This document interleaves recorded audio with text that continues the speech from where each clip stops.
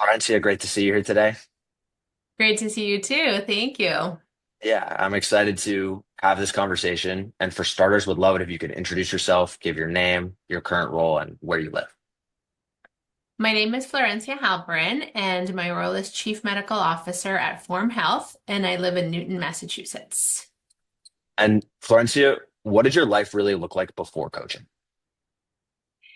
Well, when I went to coaching, I was really in a frazzled state. I was feeling very overwhelmed by the combination of my big career and role, a lot of responsibility for my team and delivering the best possible care to patients, and then all the responsibilities I handle at home. I'm married to another physician, and we have three children between the ages of 8 and 13.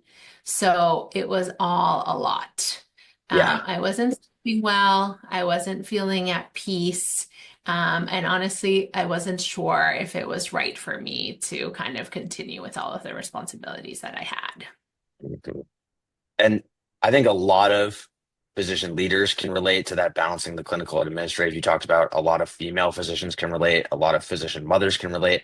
Can you talk about just that state that you were in, really trying to balance everything and maybe, the impact that that had on the people around you? Yeah, so didn't feel like I was doing my best at any of my different responsibilities because I had so much on my plate. I was kind of always questioning whether, I had the right balance, I was doing the right things, and therefore I wasn't really feeling like I was bringing my best self to any of it. And then I was always ruminating and sort of second Mm, guessing myself and, had I kind of done the best job that I could at each of the different parts. And it definitely had an impact on the team. So I really believe, and this is something that we've talked a lot about in coaching, that sort of like culture and thriving of the team comes from the top down. And that's true at home and that's true at wow. work. And so I wasn't feeling like I could inspire my team to do their best work. I wasn't feeling like I could be the kind of parent and create sort of like a calm and supportive environment for my kids at home. Now, Okay. I'm making it sound really bad. Maybe, this is how I was feeling internally. I'm not sure if everybody around me would have perceived this, but I knew that the way that I was feeling inside wasn't going to be able to allow me to continue to deliver kind of, on all my responsibilities. Yeah. Yeah. 100%. And that top-down approach you talked about, I'm excited to hear how things have changed. But for starters, how did you hear about my mom? How did you hear about MD Can Help? And what were your thoughts going into this process? Yes, that's a great question. I mean, I had overlapped with Dr. Gazelle we had been working at the same hospital before I left to go to Form Health. And so we did have a kind of shared network, and I sort of knew her credentials. But I think actually it was through LinkedIn that I saw some of the materials that she was putting out for female physicians and some of the work that she was doing. And it really resonated with me. And actually, I didn't know that much about coaching and what it was. And so one of my early questions to her was like, how is this different from therapy? Or how is this different from other things that you can do when you're feeling sort of frazzled and not your best self? So it was a learning experience for me to understand kind of what coaching is and how it can be helpful and how it's different from other things that people can reach out to for support. Definitely. And now that you've gone through it in your own words, how is it different? Well, the thing that is really the focus of the coaching work is always moving forward. So you have to understand things and their root cause in order to move forward, but it's not focused on understanding everything. It's focused on moving forward and doing better. Mm, okay.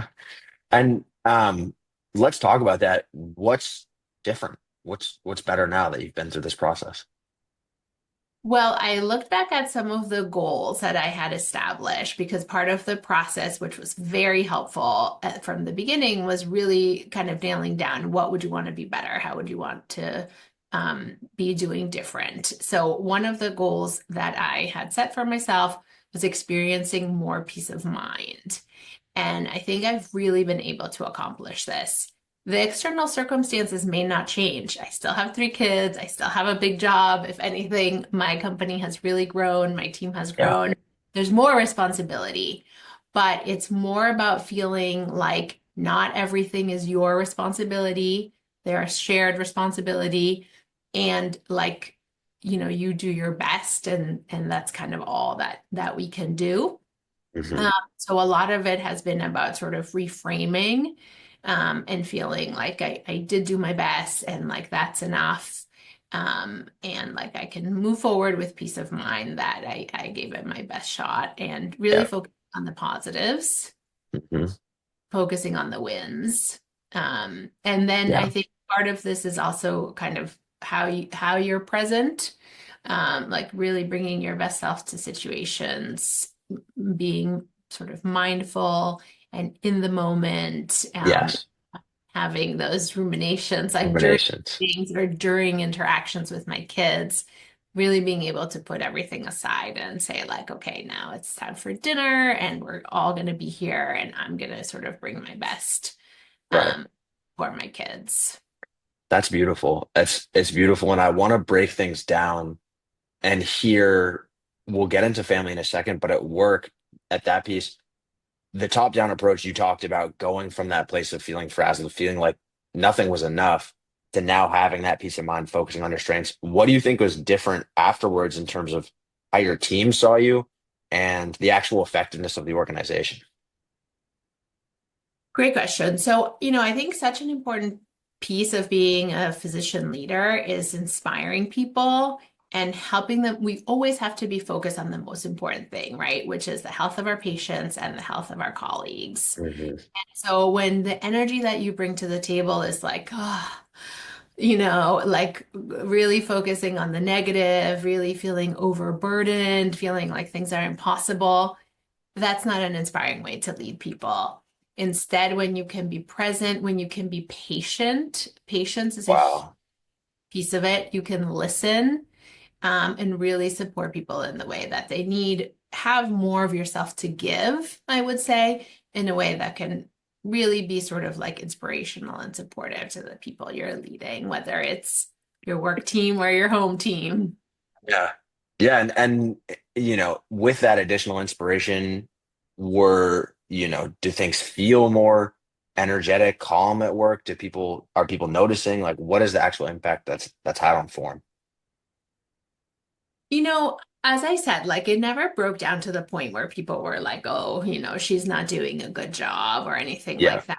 But I do think that um, it would not have been possible for my team to grow and for me to lead the size of team that I'm leading today and to really sustain a culture of a healthy workplace and employee satisfaction if I wasn't sort of feeling in a better place. So I've been able to attract incredible teammates. I think because of the amazing work that we do at Forum, but also sort of like my energy and my patience and my ability to portray, this kind of leadership. And then we've been able to sustain a great work environment and support and really, focus when we have issues on how can we solve them in the best possible way and kind of Yeah. get to. Yeah. That's incredible. That's incredible. And you had a big team when we started, so I can only imagine how I much had to it's be, grown to. we started and it's grown about 4 times over the The course of. number 65 is floating in my head. Is that right? Starting point? That is right if we think about sort of my broad clinical team, not just the medical clinicians. And now it's about double actually. Uh, Wow. yeah, and the physician number has multiplied by 4. Wow. Well, congratulations on the tremendous progress. And let's talk about the team before that you lead, or three or four or five, depending on how we want to look at it. How Yes. are things really feeling different at home? So, my kids are at an age where they require a lot from me. And of course, like everybody, they have their challenges. And I really have to be fully present for them. And I really have to have a lot of patience.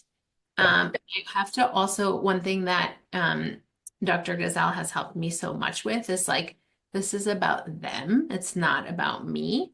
And so always kind of reframing and what do they need to thrive. And so I really feel kind of a sense of calm. Also, one thing that I should say is I don't want to make it sound like everything is perfect all of the of time. course, of course. And, but the thing that I'm so grateful for out of the coaching is that I really have been given a set of tools. Yeah, So sometimes when things aren't going well, is because I'm not remembering to use the tools.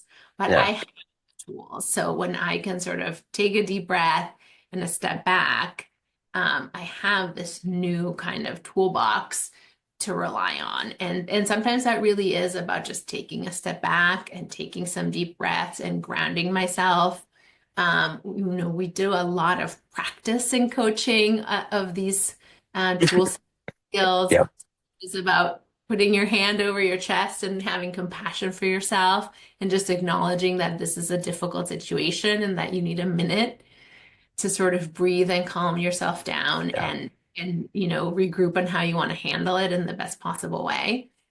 So that's what I feel really grateful for is I have this set of skills and tools that I didn't have before, and I can tap into them when things get stressful at home. And that allows me to deal with the situation more of the time in the way that I really would have wanted to handle the situation and not as just sort of like where you don't feel good about the end result that when it's through.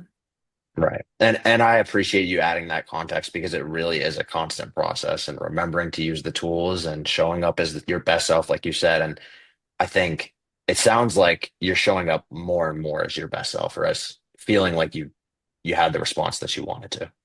Exactly. And if not, a lot of this is also in like the postmortem analysis, Yeah. and understanding like why, I handled it in a certain way, and then being okay with being like, I need to redo, or I want to think about this in a different way, and I want to, sort of open up the conversation and take it to a different place. It's a lot about having the self-compassion and that sort of broader vision, that it's okay, and if you didn't do it perfectly, you can do it again.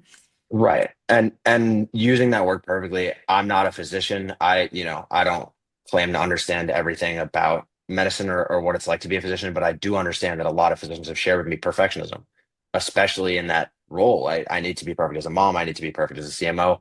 And it sounds like you're in a place now where when there are inherent imperfections in life, you're really kind to yourself, or you have the tools to be kind to yourself, and you know that you can have a little do-over, or you can revisit things. So you don't have to be perfect in every way. And I'm just hearing a lot more just humanness, which is great to hear.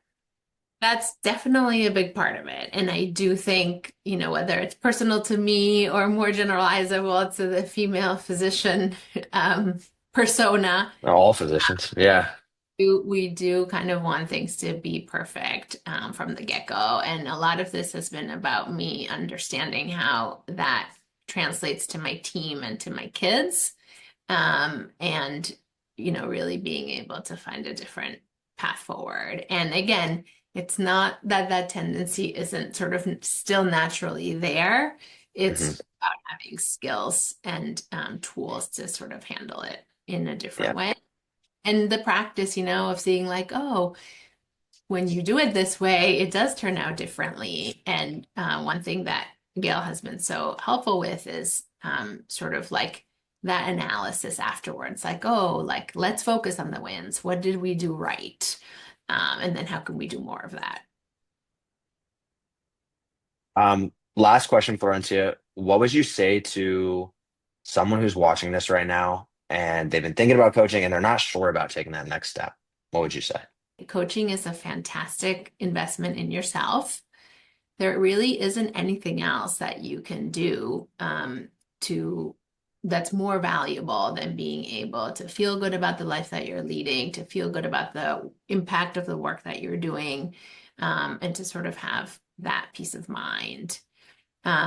It's, it can be perceived as a big cost, but I would really just say that it's priceless to have that kind of peace of mind. And also, I really do attribute a lot of the success that I have had as a leader and the ability to grow the team um, to the coaching. And I'm not sure where I would have been able to deliver the kind of results and impact that I delivered for my work. And so it's an investment that paid off financially as well because of, what I was able to contribute at work. Yeah.